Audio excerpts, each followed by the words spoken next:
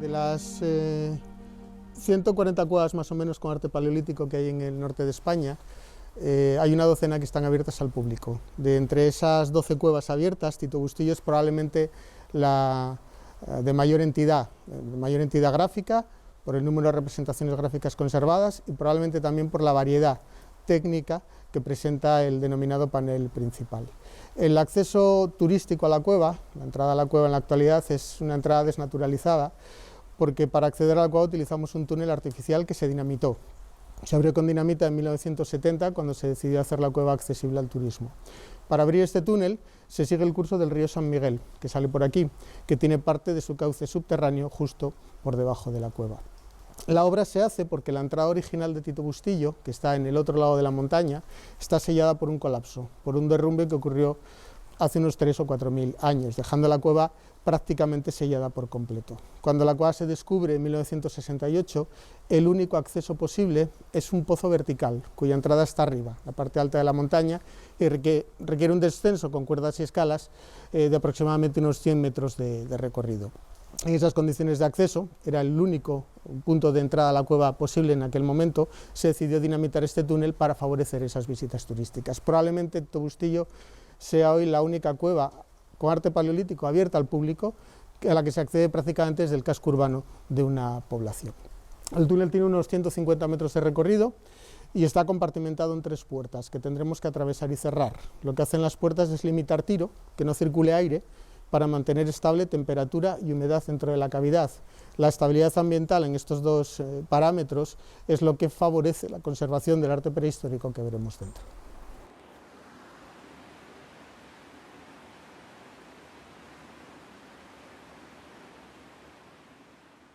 Bueno, hemos dejado atrás la última puerta de acceso a Tito Bustillo, la última puerta al túnel artificial, y nos encontraríamos ya dentro de la cueva. En realidad Tito Bustillo se conforma como una larga galería longitudinal, tiene 700 metros, con múltiples galerías laterales secundarias. Algunas de ellas están decoradas, pero no se pueden visitar, son espacios cerrados al público por dificultades en los accesos, por ser espacios muy pequeños, donde apenas cabrían 2 o 3 personas, y también por cuestiones de conservación. Una vez en la cueva es muy importante tener en cuenta, para no despistarnos durante el recorrido, que el túnel artificial que hemos utilizado para llegar aquí es en realidad la puerta trasera. Donde nos deja el túnel es en el final de la cueva, es decir, ahora mismo estaríamos en la zona más profunda, en la zona más alejada respecto a la entrada prehistórica, que se encuentra en el otro extremo de la galería, a 700 metros de aquí. El conjunto de pinturas conservado que podemos mostrar al público está más o menos a 500 metros, así que el recorrido que tendremos por delante es de medio kilómetro. Es un recorrido sencillo y accesible, pero bastante incómodo. Por un lado, en Tito Bustillo, por cuestiones de conservación, hay muy poca luz. Tenemos la luz justa para marcar el camino. Y por otro, el camino está muy poco acondicionado, así que nos encontraremos algunos tramos de suelo un poco embarrado y siempre irregular. Hay que, por tanto, caminar despacio, mirando de vez en cuando al suelo, para evitar algún incidente, y de esta manera, con un poco de precaución, el recorrido no ofrece mayores dificultades. Bueno, desde el punto de vista geológico, el proceso de formación de una cueva es siempre largo y muy complejo. Intervienen siempre 3 elementos, que son por un lado la presencia de la roca caliza. Todo lo que nos rodea en este entorno es caliza, que es una roca sedimentaria, es una roca soluble. El segundo elemento que interviene es el agua.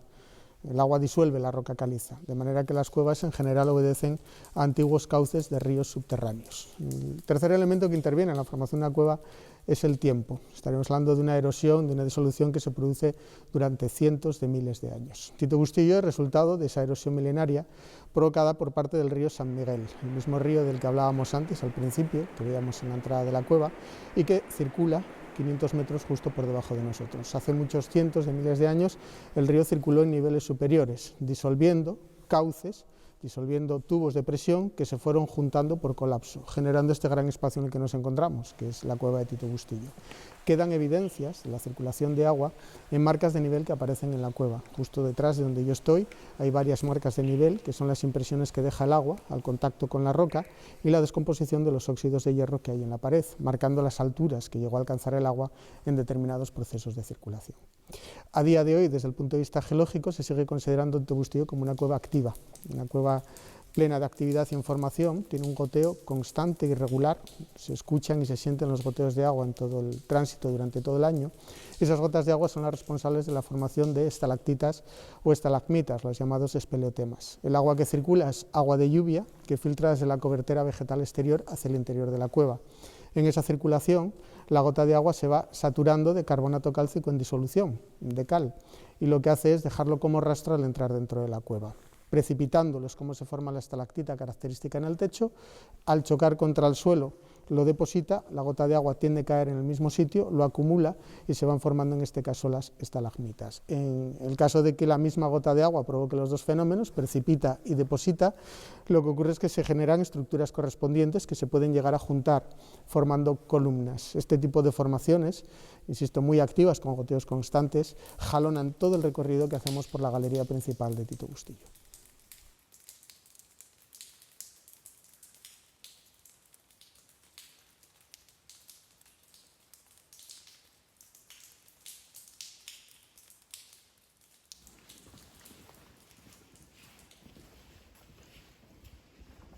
Después de más o menos 500 metros de recorrido por la galería principal de Tito Bustillo, llegamos al sitio en el que nos encontramos ahora. Es una sala muy espaciosa, es probablemente el espacio de mayores dimensiones de todo el recorrido de la cueva.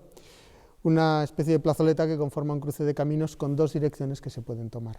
A mi espalda y en orientación suroeste, la cueva continúa aproximadamente unos 100 metros más y nos conduce a la entrada natural de la cueva, la entrada prehistórica, la entrada que utilizaron hace 14 o 15.000 años para decorar en el interior de la cavidad. Ese espacio no se visita en la actualidad porque es un espacio de investigación arqueológica. Se excava en la entrada de Tito Bustillo desde el año 1972 de manera sistemática. Lo que ponen de manifiesto esas excavaciones arqueológicas es una intensa ocupación de la cueva a lo largo del llamado Magdaleniense. Aunque excavásemos dentro de la cueva, zonas profundas y oscuras donde hay arte, la verdad es que encontraríamos pocos restos arqueológicos, casi da la sensación de que los paleolíticos entraban poco y probablemente también pocos al interior de las cuevas.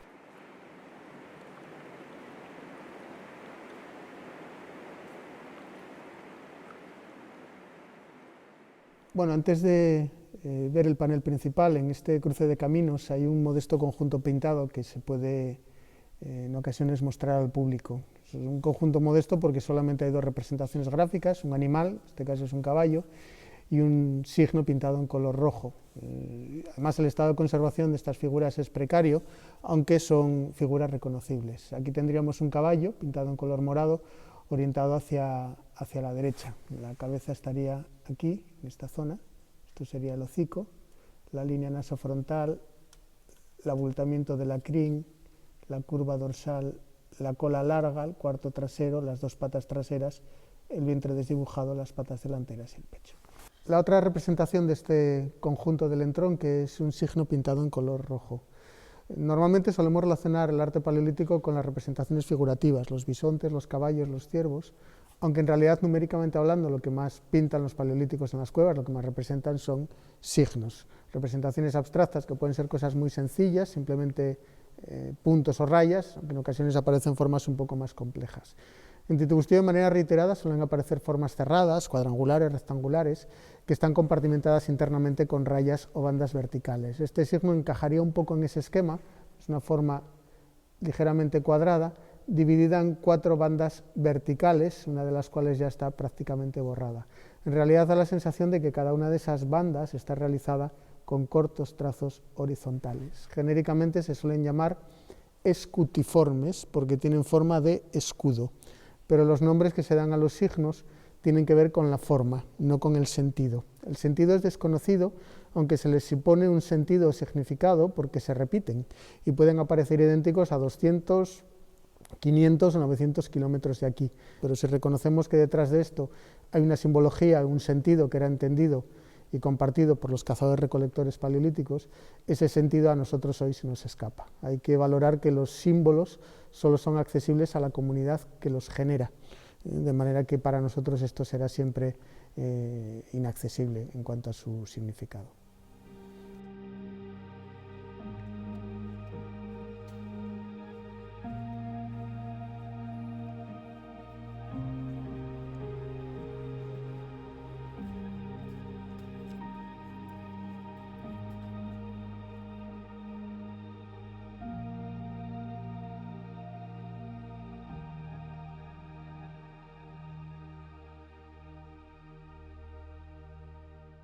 El panel principal de Tito Bustillo, como decíamos, es un conjunto de enorme complejidad que viene determinada porque no se hace en un mismo momento, sino que lo que tenemos aquí delante es resultado de distintas fases artísticas que se van superponiendo unas encima de otras a lo largo de miles de años. Desde lo más antiguo, que parece corresponder con restos de figuras rojas que se remontan al menos al Gravetiense, es una cultura del Paleolítico Superior que se desarrolla hace unos 25.000 años, hasta lo último que se pinta aquí, son representaciones del Magdaleniense reciente, última fase cultural del Paleolítico Superior, hace unos 14.000 años aproximadamente. Se suceden milenios donde los paleolíticos que viven allí fuera entran aquí, buscan este lugar y utilizan la misma pared como campo de expresión gráfica. Ese realizar unas figuras sobre otras lo que provoca es que lo más moderno va amortizando o borrando lo más antiguo, que queda convertido en una especie de borrón y de manchas de color que a día de hoy son difíciles de discernir. Se da también otra circunstancia en la parte central del panel, y es que hay una aplicación de pintura roja que probablemente hicieron los magdalenienses, tapando lo antiguo para sobre esa mancha roja hacer sus figuras más recientes. La confusión se ve acrecentada, además, no solo por esa circunstancia, sino porque la pared es una pared irregular. Con una proyección de luz directa sobre esta pared te puede dar la sensación de que es lisa, pero colocando las luces al rasante es como se puede apreciar perfectamente la tremenda irregularidad que tiene este lienzo. Eso lo que genera es una confusión visual, porque si pintamos un caballo de 1,50 m sobre una pared irregular, se genera un efecto llamado anamorfismo. Vamos a ver esa figura bien o mal, correcta, proporcionada o desproporcionada, dependiendo de nuestro punto de observación. Y eso hay que tenerlo en cuenta a la hora de mirar esta pared, porque no es lo mismo ver una figura a la derecha, a la izquierda, de pie o agachado. Hay un punto de observación correcto que hay que tratar de buscar.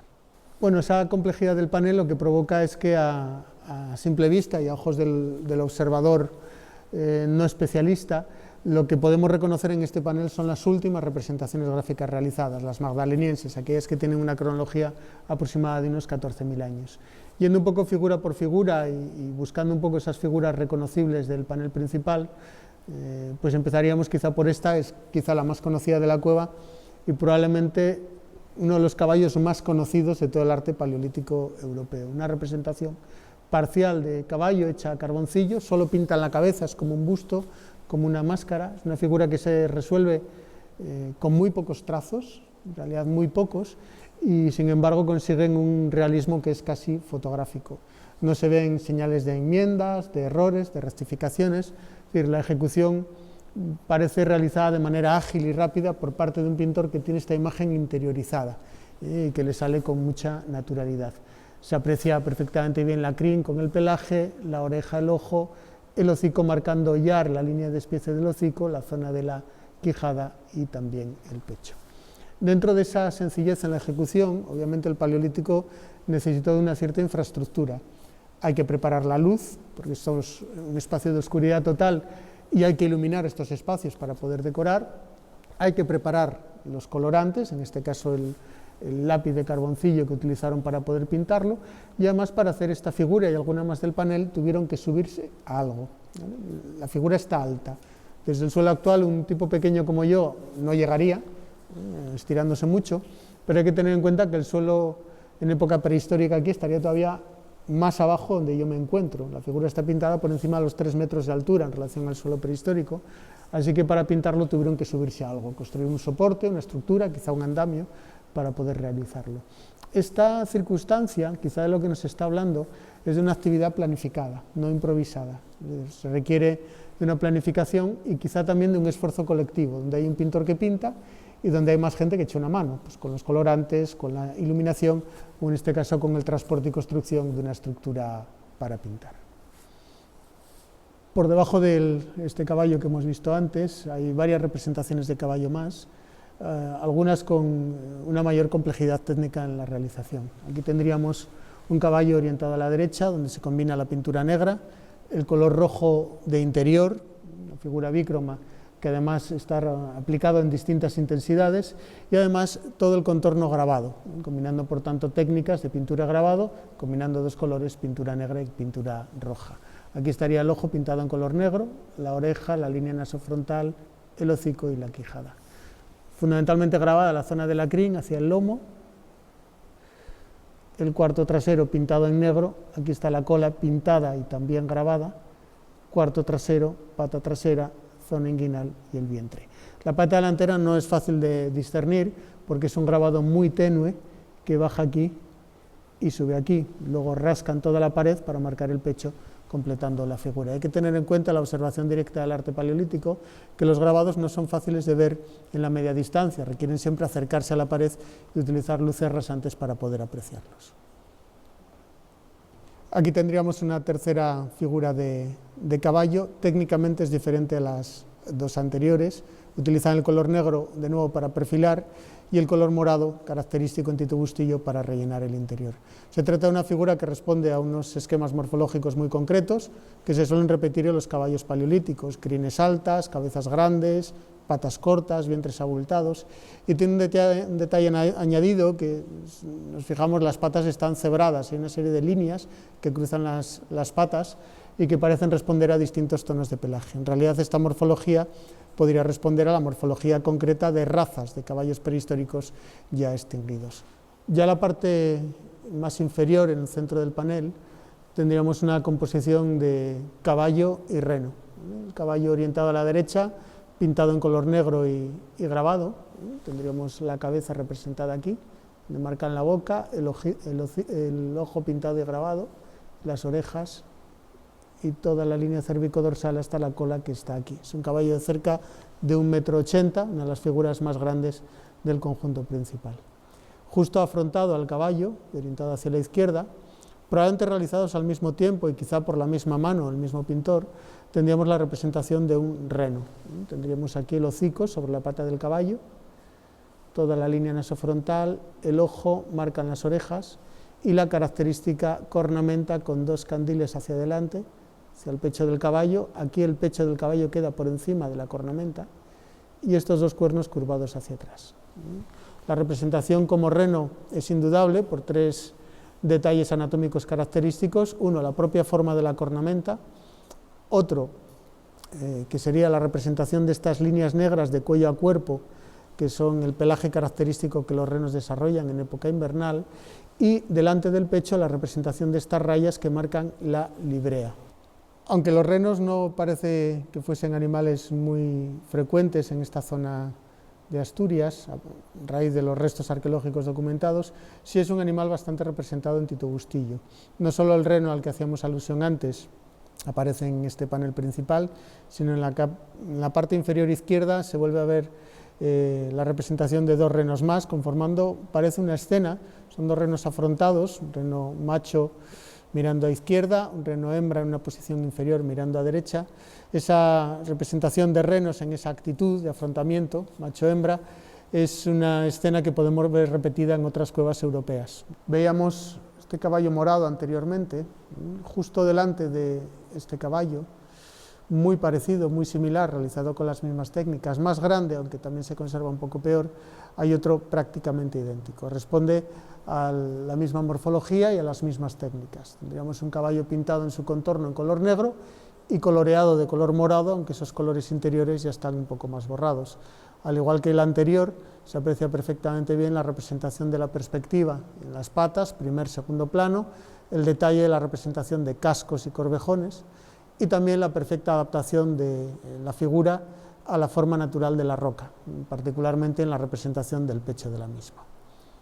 También se pueden distinguir pequeñas figuras pintadas o grabadas de apenas 15 o 20 centímetros. En la parte central del panel principal, esas figuras quedan muy amortizadas por las grandes figuras que hemos visto, pero aquí en el margen derecho del panel principal se pueden identificar algunas de ellas, pintadas en color negro. Son completamente diferentes, aparte en cuanto a tamaño, en cuanto a naturalismo, son más esquemáticas y son más difíciles de identificar en cuanto a especie. Aquí en esta zona tendríamos dos, pintadas en color negro, orientadas ambas hacia el lado derecho. Presentan cierto dinamismo. Por ejemplo, esta figura, las patas delanteras, una parece adelantada a la otra, lo que le configuraría una cierta sensación de movimiento. Toda esta pared derecha del panel presenta abundantes restos de color, tanto en colores rojos como negros. Hay improntas, hay tintas planas, hay trazos de pintura roja y negra. Muchos de estos restos de color son en realidad restos de figuras más borradas y más difíciles de ver. Sentándonos aquí delante de este panel un rato y acostumbrando un poco el ojo, y una vez entrenado podríamos ir identificando restos de otras figuras que están peor conservadas.